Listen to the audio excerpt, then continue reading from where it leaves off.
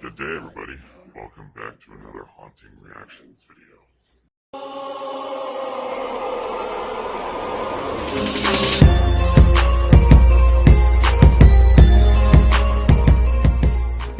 So today we are going to be reacting to a good friend of mine who went to Eagle Hotel. I'm probably going to break these up into different episodes because the videos are around 40 minutes long, as you can tell by the length of this Haunting Reactions episode, which is almost the length of a movie, or probably is. I don't know yet. But anyways, good friend of mine, go check out his channel. And I did actually ask permission before I did this, mainly because I don't need any, yeah. But I made sure to ask permission. Here's a screenshot right here. And go check out his channel, which is down in the description below. Or if you go on my channel, he'll be in the featured. This episode is going to be reacting to Hamilton's Haunted Explorations. I think that's how you pronounce it. So without further ado, let's get right into it.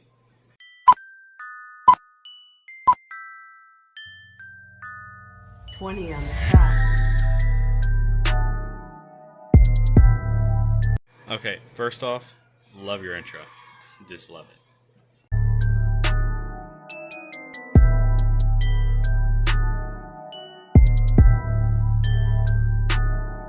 Hey everyone, and welcome to the channel. Today I got something very special for you guys. Today I'm doing an interview and paranormal investigation of the historical haunted Eagle Hotel.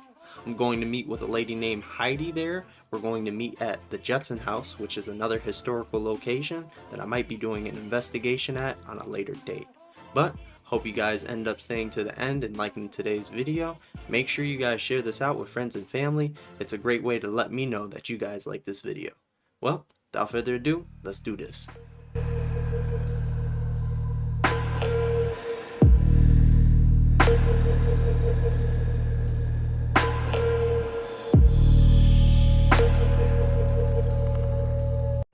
It's very snowy. I actually don't like snow.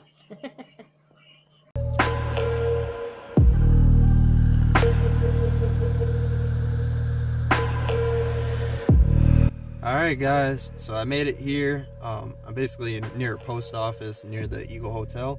The Eagle Hotel is actually behind me. I'm going to meet with the lady at the Jetson House, which is another location I'm going to be doing an investigation at on a later date. But we're going to go meet with Heidi and find out some of history. So come on along with me. Let's go.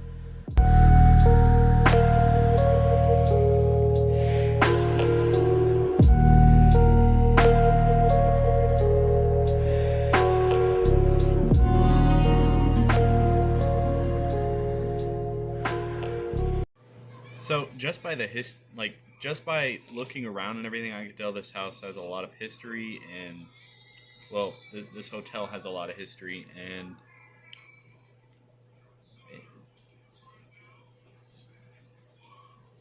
I don't know what she's doing. Looks like you had tobacco stuck to your lip. Alright guys, I'm here with Heidi, part of the Historical Society here in Waterford, PA. She's going to run down some of the history of the Jetson House and the Eagle Hotel. And a little bit of Waterford. And a little bit of Waterford. Okay, so you know where you are. Yes. This is where I'm part of the Fort LaBeouf Historical Society. I'm actually the coordinator of the Judson House. Okay. Now, we own all these properties. We're a volunteer society. We're nonprofits. We don't get paid for what we do. We do it because we have that passion, that drive to do it. So we own the museum next door. We own this house, the Judson House. Across the street is a statue of George Washington, the only statue of him in a British uniform. The gardens behind that. We own the Eagle Hotel, and we bought the second storefront here on High Street that is now our office and a gift shop, and we have a room in the back that we can have functions. Okay, so I'm just going to go ahead and say this video was edited very well. You did a very good job at editing this video. And not to mention, there seems to be a lot of history going on around that area.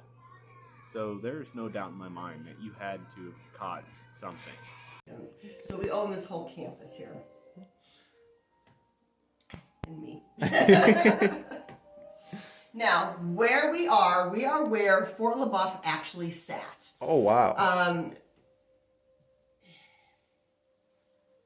The Judson House, according to this picture, you've got the Judson House and the Eagle Hotel, and this is where we are.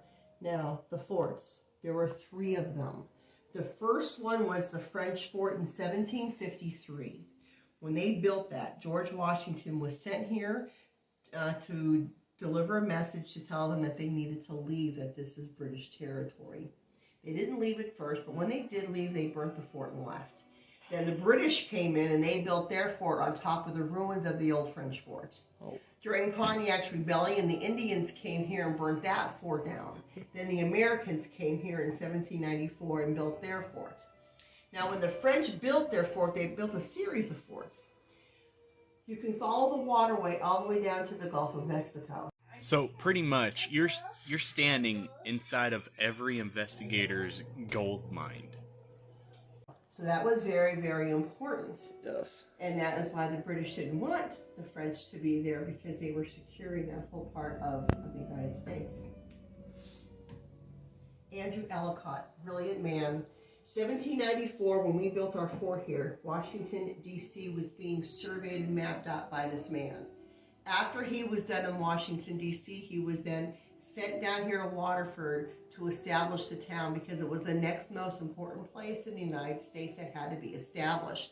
People don't realize how important this area was, and it was because of the water. Yeah. At that time in the 1700s, the only place that they were mining salt was in upstate New York, and they would take it by boat to Erie, and then by oxen down to here, and there were warehouses on the creek, and they'd store the salt in there until the water would get high enough so they can ship it on down south. That's amazing. Yeah, so until they found other places to get salt, that was the main salt, and you have to have it. And I'm assuming main trades for goods and stuff like that as well. Absolutely. So this man, I love him. There's so much to read up on him about. He's a great historical figure. He taught Meriwether Lewis of the Lewis and Clark expedition how to be a surveyor. Oh. Yeah, and this guy was brilliant. So after he does Waterford, he then goes up to Erie and maps out Erie, and a lot of people don't realize that downtown Erie and downtown Waterford are identical. It's just almost twins. the same city. Yeah, all the same street names and everything. It's kind of neat. Now, right down the street here, a man named Judge John Vincent was one of the first settlers here. And he said, fragments of human skeletons pervade the soil. There was literally bodies buried everywhere. All of those forts had their own cemeteries. We didn't know where they were. By the time the forts had been destroyed, and then we came in to build the town, we didn't know where they were. So as they were digging up the foundations of homes, they were digging up human remains everywhere. So the town was built on top of cemeteries. Wow.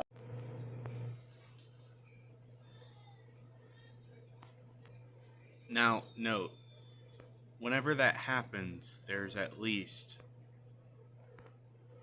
going to be 4 very unsettled paranormal entities. I've investigated towns just like this one that was built on top of cemeteries. 4 of us would go in. Only 2 of us would come out without a scratch on us. You got to be careful with these these kind of towns that were built on cemeteries, because there is going to be some very unsettled paranormal entities going on. Okay? Oh. Kind of cool. Yeah. So if you think that, would It's a lot of stir up some energy. activity, Yeah. absolutely. Yes. They're everywhere. And Indian burial mounds, they were all over the place too. We know they were dug up. We know there was a lot of them, but we don't know what they did with them once they dug them up. We don't know if they put them in a mass grave somewhere, threw them over a cliff, in a lake. We don't know where they are. They're somewhere. We know they were dug up. Fort Freeland Massacre. This was 16 years before Waterford was made.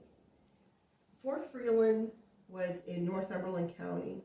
They were massacred by the Indians. It was really bad. You can read up on it. Well, those 4 families were at that massacre, and those were four of the first families that settled here. In fact, that Judge John Vincent, one of the Vincents. I always bring this up because when they talk about the town being haunted, I sometimes wonder if it's not them. There is a place up in Geneseo, New York. I met this man by the name of Christopher de Cesare. Have you ever met him? Okay, there's a book and a movie. It was called Please Speak to Me or something like that.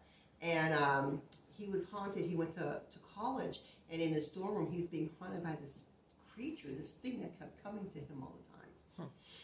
30 years later, he decides, you know what? Whatever happened, he really wants to know what that was. So he takes Reverend Tim Shaw up there, and they're trying to figure out exactly where this was.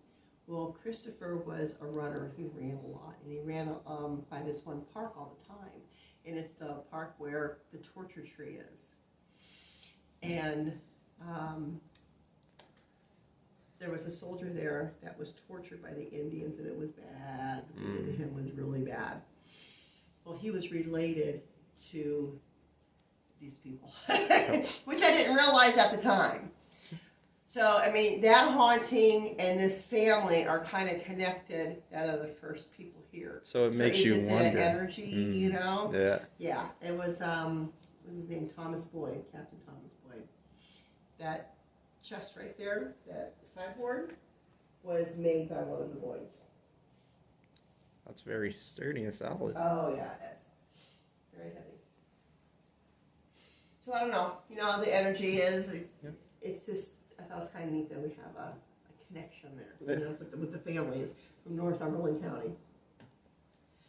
Okay.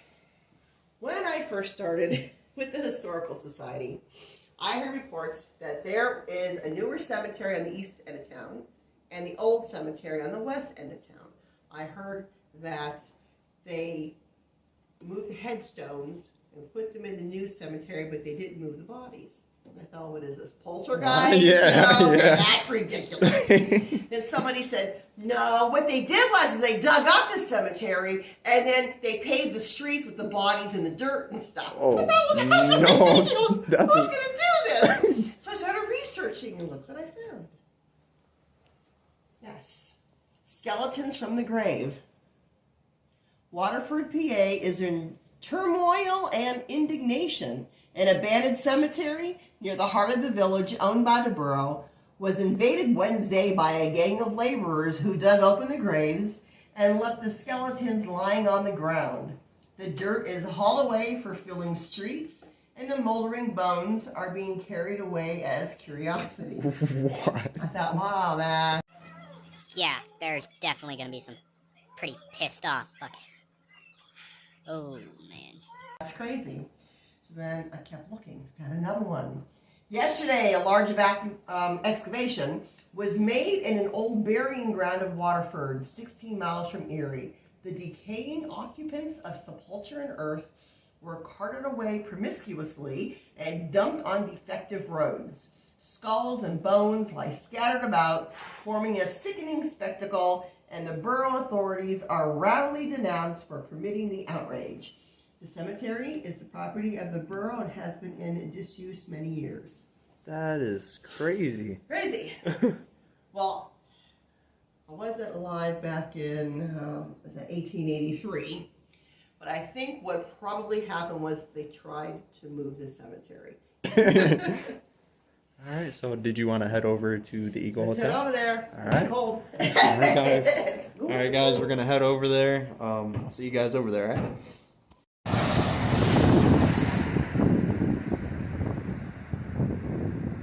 Now, it is good Amish cooking in here. That's why there's a lot of quilts and things like that. Yeah. And then another part. And I really don't know what these rooms were back in the day.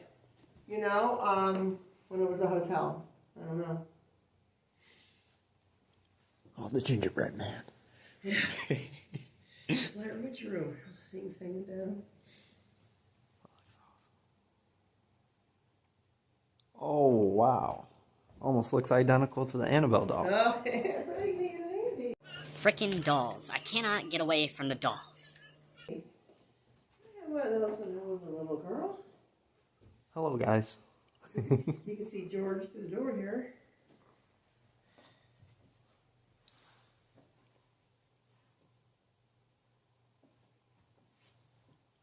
Technically, it's a Virginia militia uniform, not British, but it's British.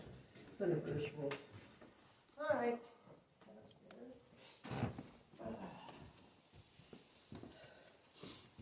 Now, the eagle had been on fire a couple times. And, Has anybody smoked in here? not a long time. This is a non-smoking restaurant. Yeah, no one's smoked in here in a long time. I just got a whiff of a cigarette. Now back here, this was an apartment. It was like back in the 70s and 80s. Somebody did a cool painting on the ceiling. Oh, wow. Yeah. What they use this for here is kind of like an overflow when it's really busy downstairs. Also, like private parties, like baby showers, birthdays, things like that. There's also a little room here that at one time was a bedroom, and that's also used. And over here, in this room here, it's all the decoration storage in there, but that was a bedroom too, and those were the closets for it.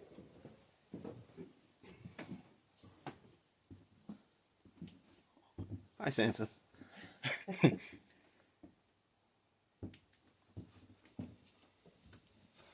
This room here was also a bedroom at one time.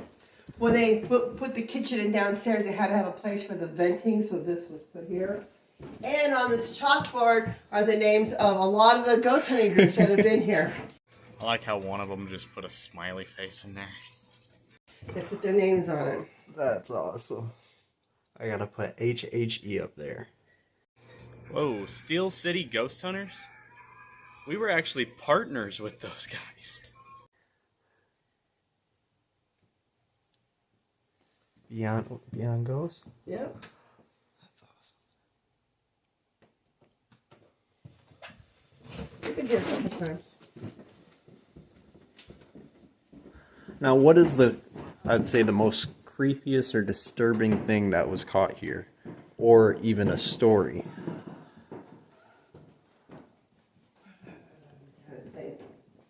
After a while, after all the years. I don't know. I like that full body apparition down there in the kitchen. I gotta think about it.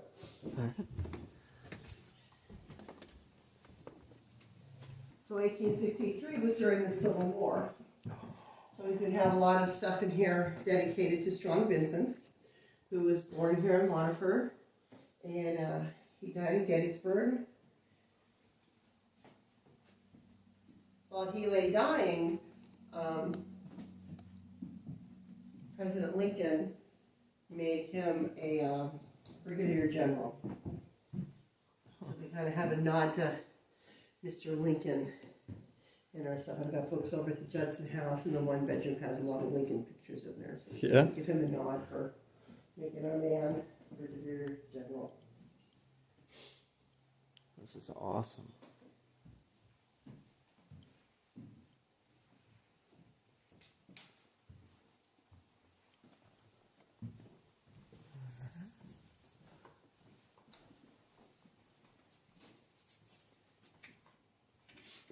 It was called the Russell Room because a lot of the antiques that were in here were donated by the Russell family.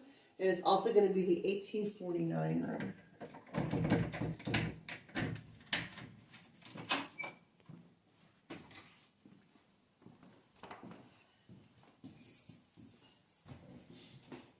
Wow. Okay, so this is a very, very old place that you are in right now. Wow. Just all the original stuff is amazing. So this is when 1849 is when Zachary Taylor came here, and Zachary Taylor stayed in the hotel. We're not sure exactly which room he was in, but he stayed here. This is an interesting story. The Erie County Historical Society was doing a deaccessioning of their artifacts. So one of the things we got was this. Well, not too long ago, we had a ghost hunting group come in here, and the one girl was laying on the bed, and they had an SLS camera, and you could see like somebody was like standing over here, kind of messing with her. Sir, One of the investigators was in the other room doing an EVP session. I just heard a phone ring. It could be downstairs, the rest for the restaurant. Okay. Yeah, it's closed, so no one's gonna answer it. So the investigator was in the other room, got an EVP, and it clearly said trunk. Okay, because that SLS camera was picking up somebody here messing with her on the bed. So I don't know. If something said trunk over an EVP session, that means something that was in that trunk is very, very important. So I'm kind of curious. What's in the trunk? Did we pick up something when we got the trunk? Something could be attached to that trunk. Yeah. Yeah, we got a few things from the Erie County Historical Society. Nice. You can see how thick the walls are by how thick the windowsills are.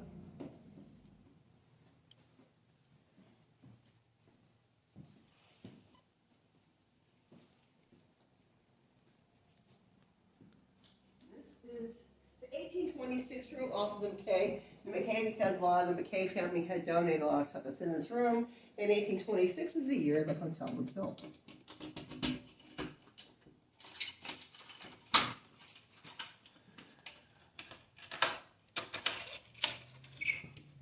Oh, that was kind of creepy. She caught me off guard.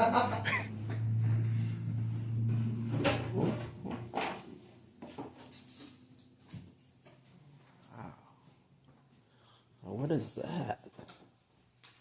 I don't know. That's the first time I'm seeing it. 1.5 mile horn to 11.5 mile horn. Coaching horns, 1830 to 1858. Big break. Opens, carnage covered. Open side, carnage. Carriage. Yeah, Dick's gotten a lot of stuff and brought it in. You got a good view of the Judson house over there. Yes.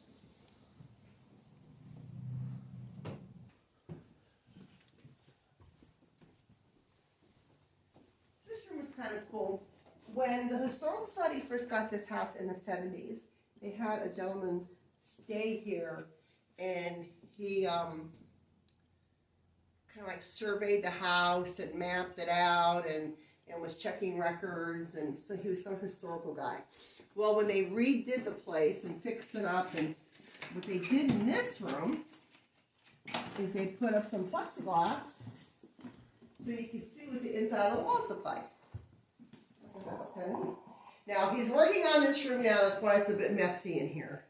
This room is going to be dedicated to a couple different people. So was the hotel originally called like the Stone Hotel? You know what, I'm not sure if it was the Stone Hotel or always the Eagle. That I'm not sure about the very, very first. If it was called the Stone Hotel, it would have been not long. Yeah. You know, because all the records that I see, it always says Eagle. Now back to what she was saying about the remodeling. Some paranormal entities and spirits and things like that actually don't like it when you remodel their home because they did it the way they wanted it to be done, and if you mess that up, they become very angry with that, so they'll start drawing energy from electronics that are nearby or telephone poles or anything like that that's nearby, and they'll use that to their advantage. For instance, your camera. If your camera battery drains or anything like that, they're drawing that energy so that they can use that energy to force something like off a shelf or grab something or touch something, you'll become, they can even draw energy off of you. You'll become very tired, or you'll want to sit down. You feel like you're out of breath. It's hard to breathe, almost. That's them drawing the energy off of you.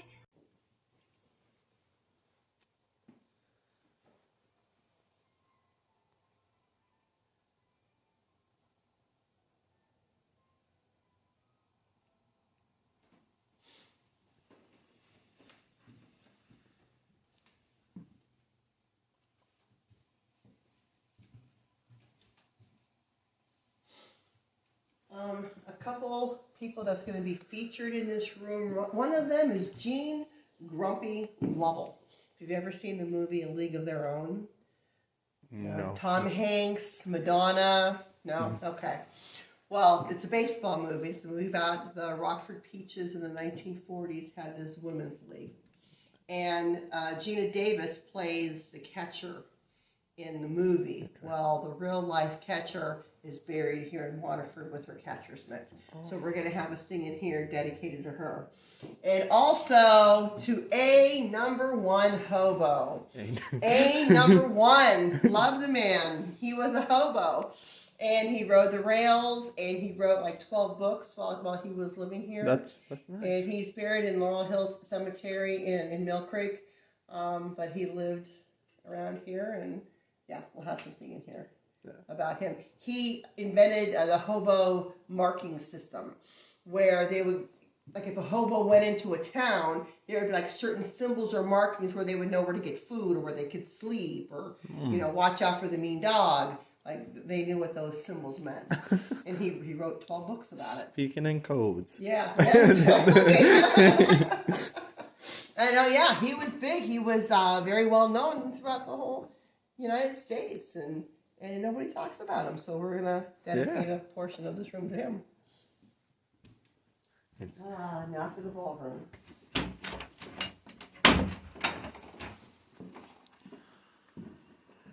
It's a spring laden floor, so underneath, hopefully heat rises, right? Yeah. Oh, then there's the basement too. Yes. Be very, very, very, very careful on these stairs. Okay. We've had issues. The basement would probably be my favorite part.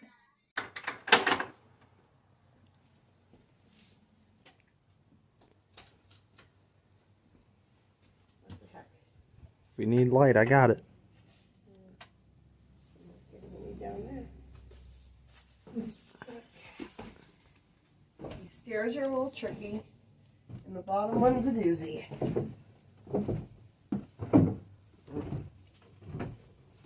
Oh, yeah.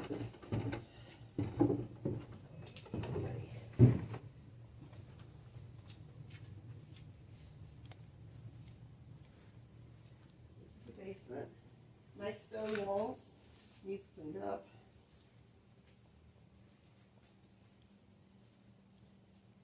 And of course, every time I go into any basements in Waterford, I think, was this a grave? Oh, yeah. Yeah, Is true. somebody buried in this spot? Can't help but think that, you know?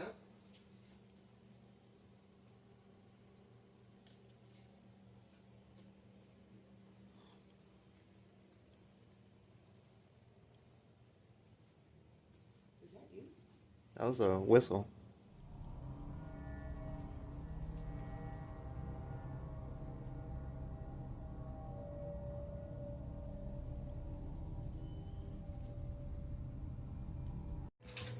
How's your camera battery doing?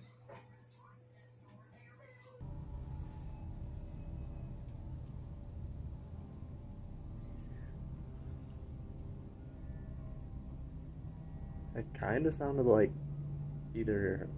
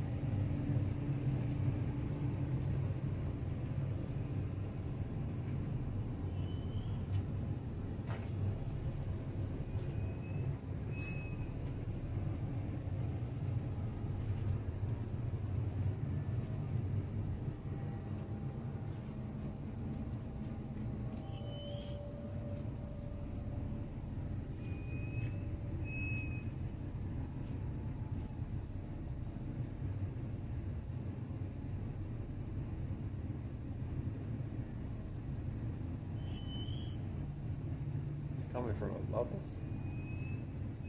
And it's like the same sound, the Yeah. same tune. It's not like a random, like No. there's a sign blowing in the wind or something.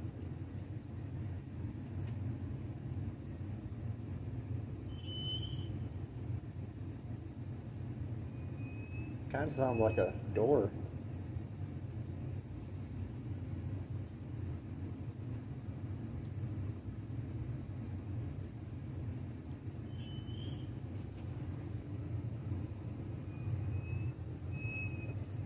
You would think we would hear it upstairs if it came coming from upstairs. It's coming. It almost sounds like it's like almost like a tune.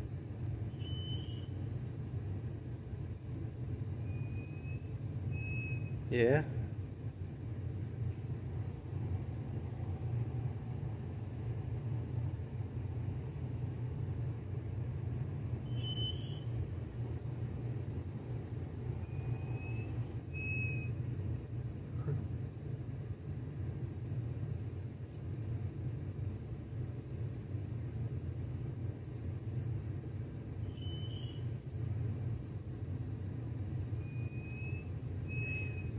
It's gotta be something. I mean, it is something, but we're gonna go upstairs and listen. Yeah, because there's nothing. This is all brand new pipe too. We'll just put in.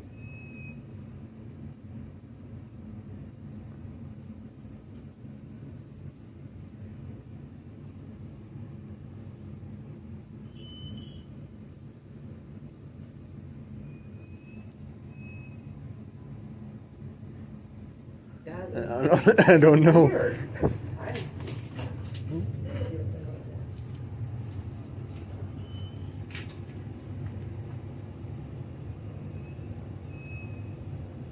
It sounds like it's I upstairs. have never heard that before.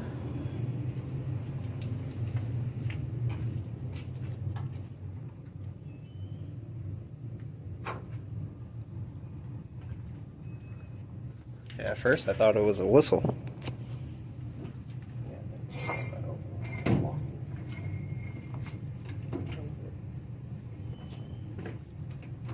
I'm sure it doesn't close in the other one.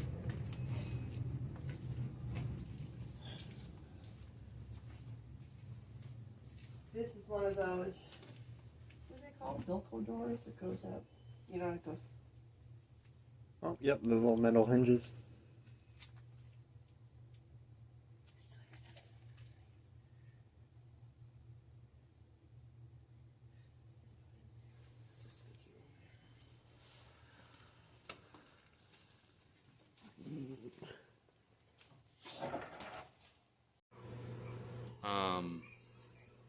What was that?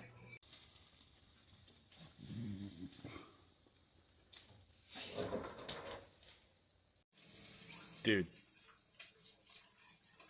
I think you just caught what every investigator looks for.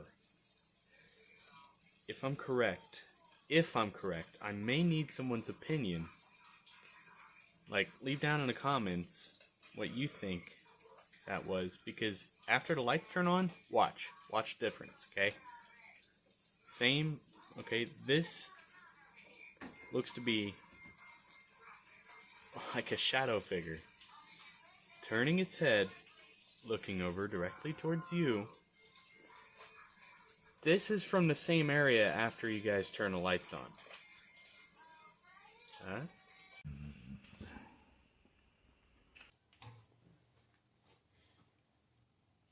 Old male thing. They cleaned it up a little bit down here. Used to be worse.